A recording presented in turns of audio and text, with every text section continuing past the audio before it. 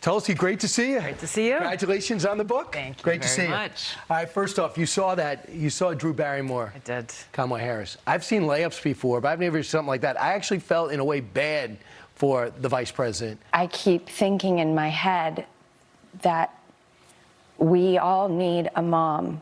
I've been thinking that we really all need a tremendous hug in the world right now. Yeah. But in our country, we need you to be Mamala of the country. I've never seen anything like that. Have you? I have not. She didn't seem to have a problem. She had a big smile. With it. Right. So it's been interesting to see all of the commentary, the people, tweets and whatever it is, people criticizing that exchange. You know, the thing that caught my eye is how many people on both sides of the aisle had a problem with it, and yet they're distracted away from the actual substance. Like she's saying, okay, we need a mom. Well, no, we need a vice president. Well, actually, we need someone in this position who has the courage to serve, to lead, to go and do their job to secure the border, to actually deliver results. And unfortunately, Kamala Harris doesn't have a good record of that. And then when Howard sits down with the president last week just across the street, after blowing off all the White House correspondents, all the interviews, they follow him around, literally around the world. He literally had trouble remembering his bio. And almost half those stories aren't close to true. No one has a problem with that. The double standard is outrageous when you look at how they are treated. And this is where I talk about, and I talk about in my book, in my own experience, how the challenge and the problem is not only the Democrat elite and the issues that they have with the truth, but it is, by extension, their partners and friends in the propaganda media who are doing their work and carrying the water for them. So one thing I thought in going through your book, too, is I remember when you started breaking from the party, you were just separating. They wanted to make you the golden child. You were kind of resistant because you didn't like what was going on.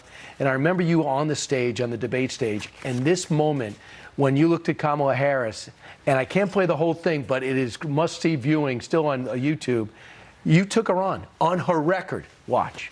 You took issue with Senator Harris confronting Vice President Biden at the last debate. You called it a, quote, false accusation that Joe Biden is a racist. There are too many examples to cite, but she put over 1,500 people in jail for marijuana violations and then laughed about it when she was asked if she ever smoked marijuana.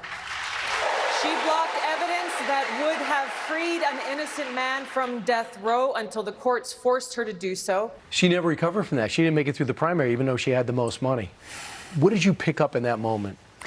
That she was completely unprepared. The information and the facts that I was stating were not very hard to find. A simple online search uncovered them. But the thing that was very telling there was how no one in the mainstream media had ever questioned her on her record, even as she was saying, I will be a prosecutor, president, proud of my record, and how they chose her as the anointed one. Hey, we're going to treat her with kid gloves. We're going to lift her up. We're going to feature her. And then until I came along and just said, hey, this is your record. How do you defend it? And she had no defense because it's a horrible record. The other thing that the president can't shake, and he might want to talk about abortion as much as he wants, but he can't get it past the border. These stats just came in. Bill Maloogian was able to pick it up. You think the border's bad? What about the planes? The planes that fly over the border and drop into these cities. Look at these numbers. They're stunning new numbers. 400,000 migrants are flown in the U.S. They fill out an app in their country, and we fly them to various cities. Miami's on top at 91,000, followed by another Florida city in Fort Lauderdale. Thousands of people. They're not telling mayors, they're not telling governors, but we're paying for it. We're paying for it in so many ways. It's not only the impact that it's having on our communities and our cities, it's the demands that many of these illegal immigrants are making when they get here, saying, where is our free housing, where is our free food? But it further highlights the problem at the border, the Biden-Harris administration's open border policy, where we have millions of people who've come across our borders. They don't know who these people are. They don't know what their intent is in this country. They don't know where to find them because they give them a piece of paper when they come in and say, okay, come and show up in court in a few years. If you really think that they're going to do that, you know, you're very, very naive. They're not, and that's why the president's talking about rounding up 11 million. He writes about it in Time magazine and sending them back. You're right. If the president, you're talking about President Trump. President Trump. I think, yeah. President Biden certainly isn't saying that. We're going to find out in 6 months. If anybody wants to find out if you'd be a good VP pick, they can read For the Love of Country.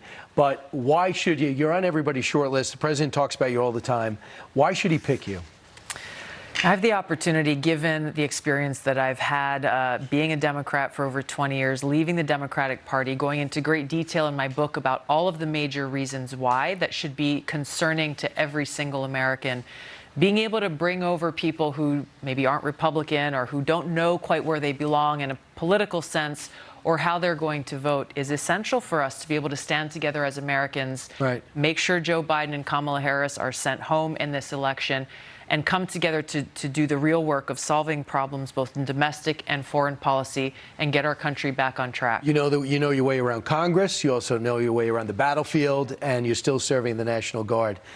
Great to see you. And Nice also to a see surfer, I understand. Yes. Right? That also helped. You need to relax somehow. Of course. Congratulations on your book, Tulsi. Check out my book, For Love of Country, for sale right now at tulsigabbard.com.